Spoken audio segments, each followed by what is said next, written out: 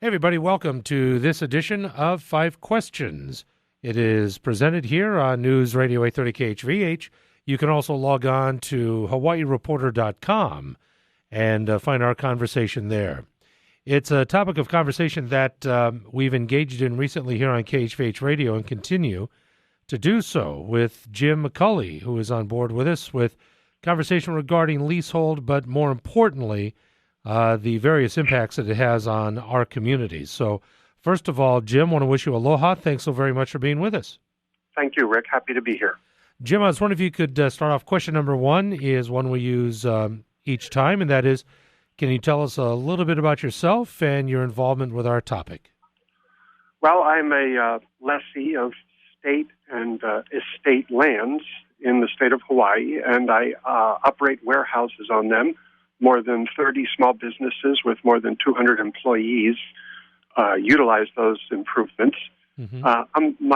I'm a farmer by profession. I raise orchids on the Big Island, and what I learned in farming a long time ago is if you make money in farming, it's good to put it somewhere else. Mm-hmm. And so I went into warehouses for industrial uses in order to provide for a retirement for my future. Tell us a little bit about the rent negotiation committee that you serve on. Well, in Hilo, Hawaii, we had a tsunami in 1960, basically our entire commercial industrial district along the Bayfront Highway.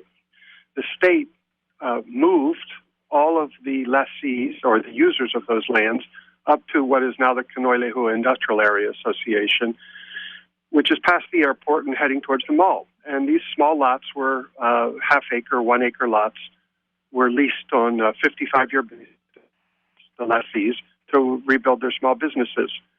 At this time, the leases are coming to reversion when the land returns to the state, along with all the improvements on them.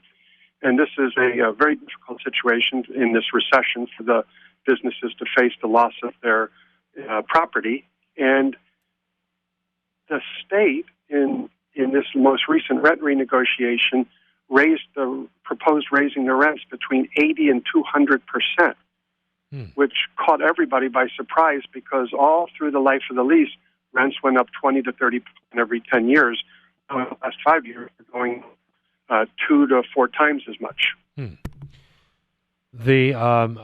think just at face value, that this is an unbelievable amount of impact on the lessee. And can you comment on the possibility of meeting that requirement, and how is it that a lessor can have such an exorbitant increase? Well, first, the effect on the small businesses is near fatal. You know, you tolerate it because it's a contract. You can't walk away from your contract. You made a deal to lease the land. Now, you can go, if you go into bankruptcy or foreclosure, a judge will probably give you relief. But it is a liability that you are stuck with. So this is a contract that you can't walk away from and maintain your ethical or legal basis. So we're stuck with it. You pay the rent, and what happens is you dip into your pocket, perhaps. You certainly lose that money that you could have used for building your business or providing for your lifestyle, and instead you transfer it to the state of Hawaii for rent. As far as how they can do it, the appraisers use a system of valuing lands based on sales comparison, as if you could sell this land. But of course you can't. It's under a lease, and the state owns it, and they don't sell land. But what they do is they go out and they look for a nearby parcel of land that did sell. Well, in Hilo, we have the Shipman Industrial Park about 3 miles away, and nothing is selling there, but the asking prices are about $8 to $10 a square foot. The state in the KIAA area is asking $17 to $20 a square foot. And there's no relation to that. But what happens is they go to the small house lots area, which is by the Hilo Civic Auditorium. There's houses on these little half-acre lots. The county will rezone them to industrial. So if you buy a house in a lot, and they generally sell for about $400,000 for a house and lot in Hilo, you can then tear the house down and redevelop the land. The appraisers take this $400,000, $20 a square foot, and they use that as a comp. I'm doing this in a very, very gross simplification. But what they've done is they've ignored the economic value of the land, its income-producing capacity, and instead they've gone to a speculative market, which is the sales of homes for future use as industry, and they said, we're going to use that as the basis for our land valuation.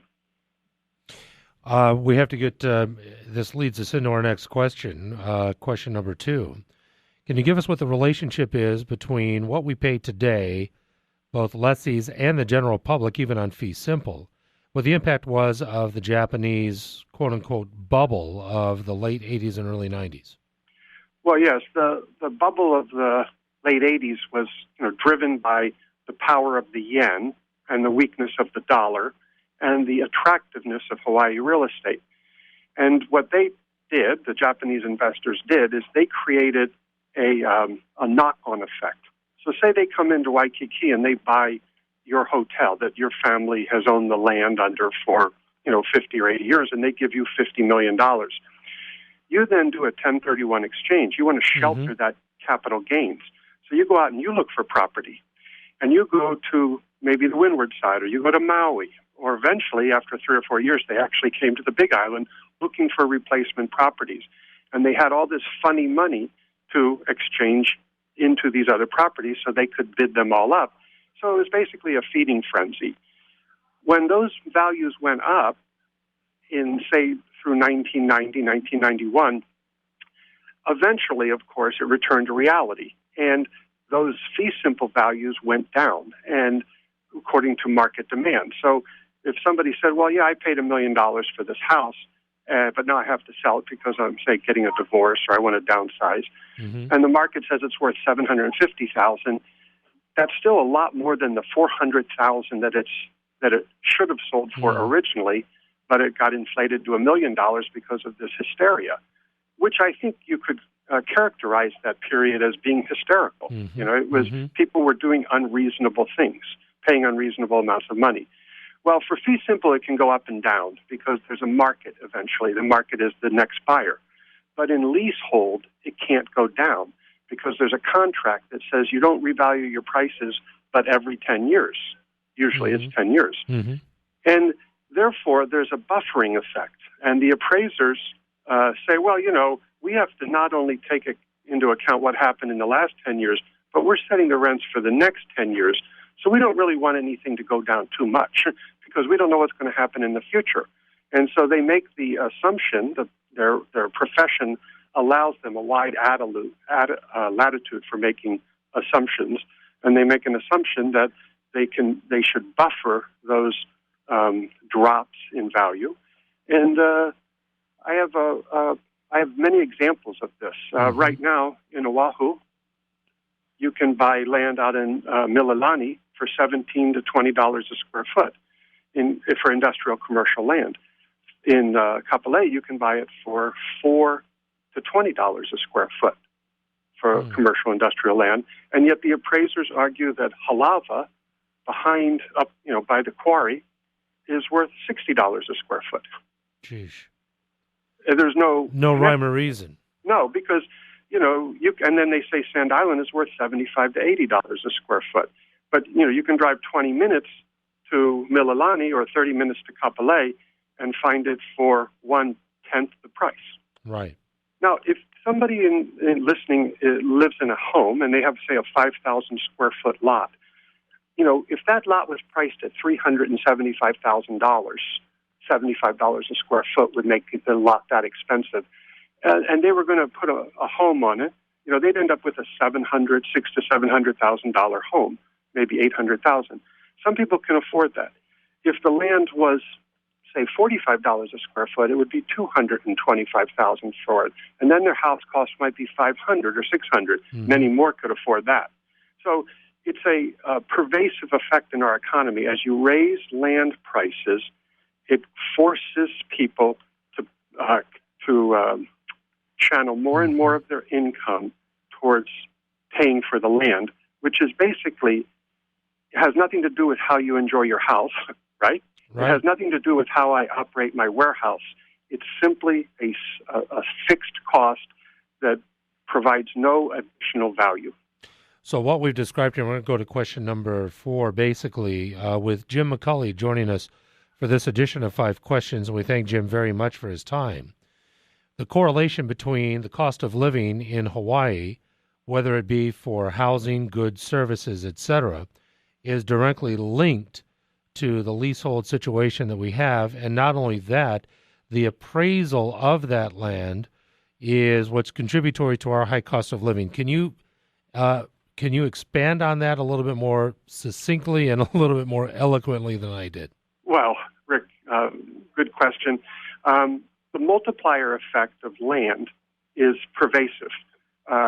You want your house built. You've negotiated and you bought a lot, okay? You call the lumber yard. They're on leasehold land. They're paying high rent. They call a trucking company to make a delivery to you, all right? The trucking company has a large yard on leasehold land. They're paying high rent.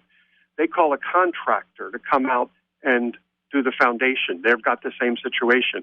Everybody has a tax that is carried through. Now, in the tax system, you have taxes that are called progressive and regressive. And regressive are taxes that tend to hurt poorer people more than wealthier people. And the high cost of land, you'd have to say, is a regressive effect on our economy. It hurts everybody because the land is in and of itself. It's just dirt, isn't it, Rick? I mean, we walk on it, we drive over it. We don't extract anything from it in Hawaii. Right. We just live upon it.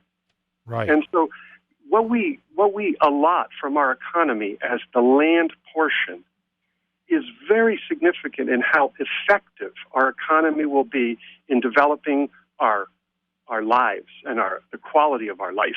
If we're sending a lot of money off to a non-productive asset and times are hard and the recession's squeezing us, we have to really consider, why do we do that? Why do we put all this money somewhere where it doesn't really provide anything to our culture or our economy? And therein lies the rub. And our final question, Jim, this has to do with where we are today. And let me actually step back to yesterday a little bit. Any existing legislation that has been developed, that has been in place, that addresses this fundamental issue, and you foresee any proposed legislation that would address where we are today? And we have just a few minutes, but if you could expand on that for us, please, I'd appreciate it. Okay, well, going back to my first observation about land in Hilo, where 91% of all land is owned by the state that's zoned industrial commercial. In this past legislative session, statutorily, those leases were allowed to be extended 10 more years. So that gives respite. So legislate to the lessees. So legislation can be effected to improve the situation.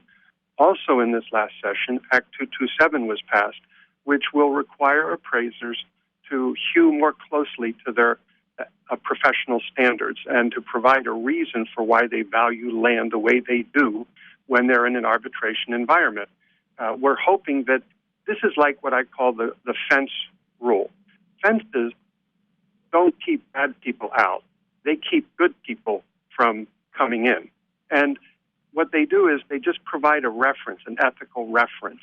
If you are interested in colluding with somebody, you'll break rules.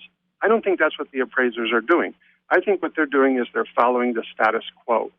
And the status quo was built up over 30, 50, 70 years, and it's just the way it's always been done in our small town. So Act 227 could have a very positive effect on everybody coming to their senses and saying land in Hawaii should be based on its economic ability to generate income. The way sugar land in Kapolei was more valuable than sugar land up past Waipahu, because you could yield more, so you could pay more for the land. And that's how land should be valued, you would think. The more it can produce, the more it's worth. If a warehouse is only producing $1 a square foot a month, then land should not be getting 75 cents a square foot a month. Right. It doesn't make sense. Excellent. Jim McCully joining us. He is a member of the KIAA Rent Renegotiation Committee over in Hilo on the Big Island, but also, as he described, a farmer and husband and a lessee and a regular guy who is so very akamai about this that you're helping so many of us really kind of wrap our heads around what really is at the root issue of many of the things that ail us. So, Jim, we want to thank you very much for this edition of 5 Questions. We hope we can do it again, and we do wish you the very, very best in all that you do. Thank you. Thank you, Rick, and thank you for helping our community. Thank you much. Bye now.